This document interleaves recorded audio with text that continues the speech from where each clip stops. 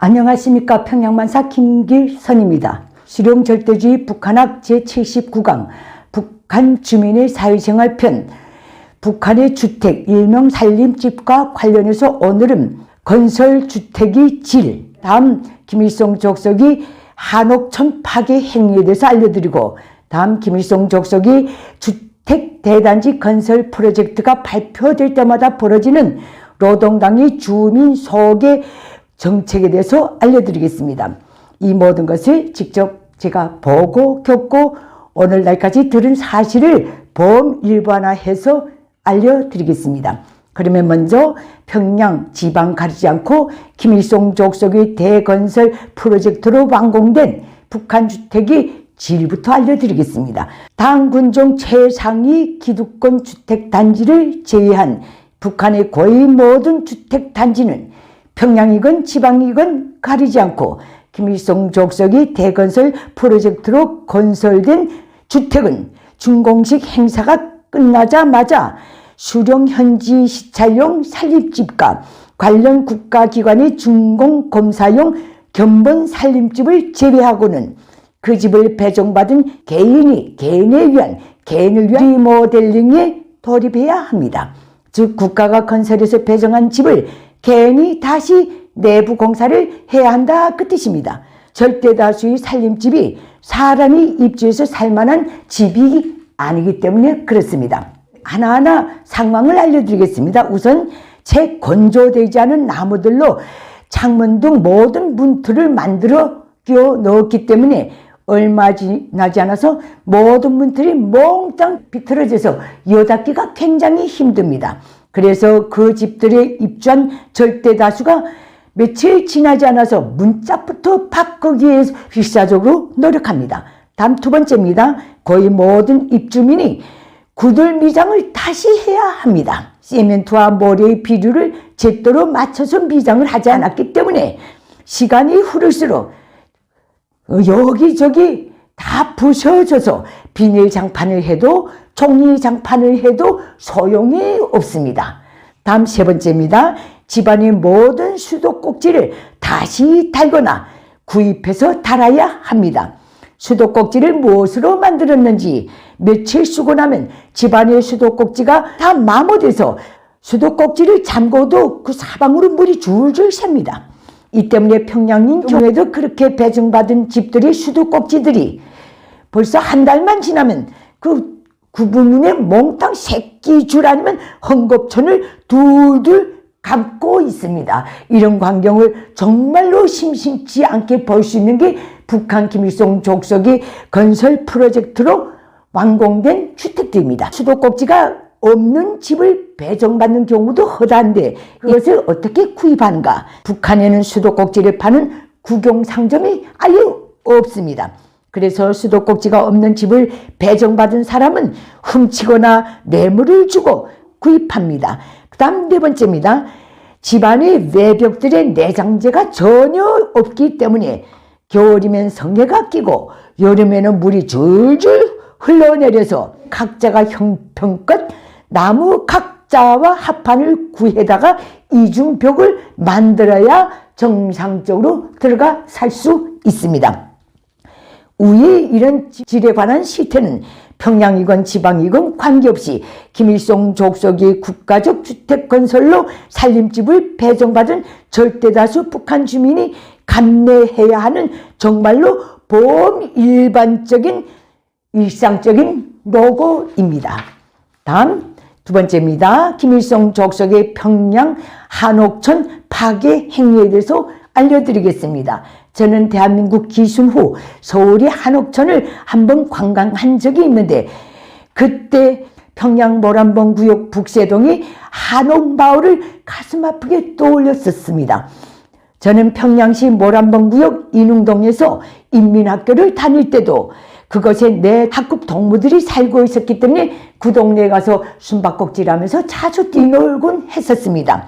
그리고 한옥마을이 1980년대 중후반 김정일이 호위사령부 건설 명령으로 철거될 때에도 그 지대에 부소 동료가 살고 있었기 때문에 그 현장에 갔었습니다.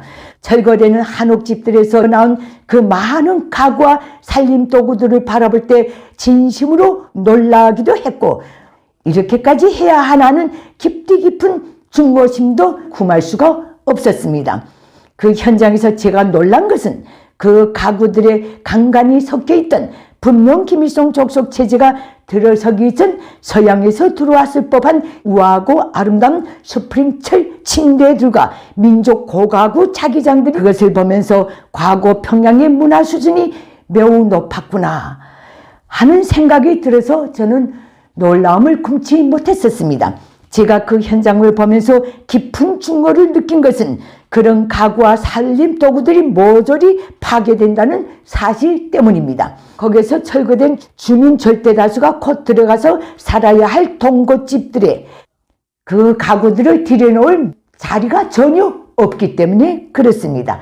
방 한 칸에 기대기에는 콘로를 걸어놓고 밥을 해먹고 잠도 거기서 자는 게 북한 평양의 동고살이 해야만 하는 철거민들이 신세입니다.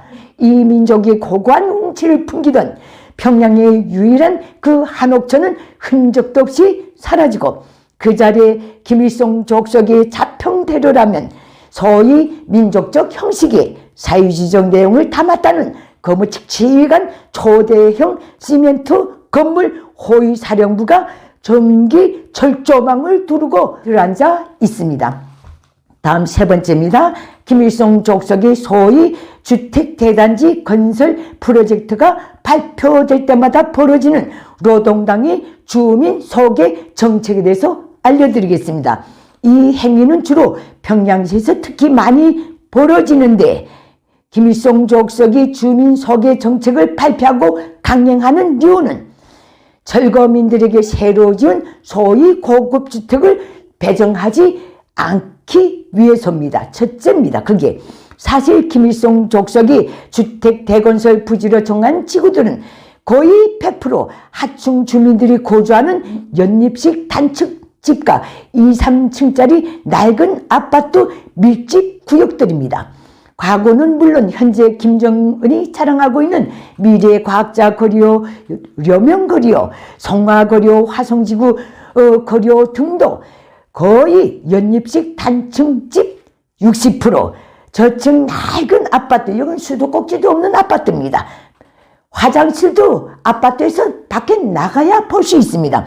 이런 아파트 40%가 밀집되어 있던 곳들입니다. 저는 평양에서 통일거리, 광복거리 건설을 겪었지만 어디에서도 그 지역의 철거민들이 새로 지은 아파트 살림집을 배정받고 입사했다는 말을 들어본 적이 없습니다. 그러면 새로 지은 집은 누구에게 배정되는가? 전혀 그 철거 지역 주민과는 연고가 없는 각 분야의 중간 기득권과 소위 공로자들을 위주로 수령의 배려라는 명분으로 배정됩니다. 철거민 한번 철거되면 거기에 다시 들어가지 못합니다. 다음 둘째, 주민 소개 정책을 펼치는 이유는 평양시 인구 조절 때문에 그렇습니다. 이와 관련한 김일성 족속의 항구적인 정책은 평양시만은 식량 공급과 생활 필수품 공급을 정상적으로 줄 수 있도록 인구수를 주기적으로 조절하라. 이것이 김일성 족속의 주민 소개 정책의 본질입니다. 그 일환으로 김일성 족속은 특히 평양시의 주택 대단지 건설 정책을 발표할 때마다 철거민들을 대거 포함한 주민 소개 사업을 강행합니다. 그렇게 겨우 김일성 족속이 정한 인구수대로 주민 조절 사업을 단행해서 내보내고 나면 2년도 안 돼서 또 지방으로부터 간부사위요 뭐요 온갖 명분으로 그 배가 되는 인구가 또 평양시에 몰려 들어갑니다. 이 악순환이 계속됩니다. 이런 현상에 대해서 김정일은 1980년대 말 당시 당중앙위원회 행정부장이었던 장성택에게 이런 말을 했었습니다. 주민조절 사업으로 2000세대를 지방에 내보내면 2년도 안 돼서 2000세대가 다시 평양에 올라온다. 2, 3년에 한 번씩 주기적으로 주민조절 사업을 해서 평양시 인구의 정해진 수를 보장하라. 이런 지시까지 내렸었습니다. 이 평양시 주민소개정책 실행 담당자는 바로 장성택이었습니다. 그래서 나 자신도 언제 저게 걸려들지 모르기 때문에 누구나 다 불안해합니다. 이것 역시 북한 주민들이 신세입니다.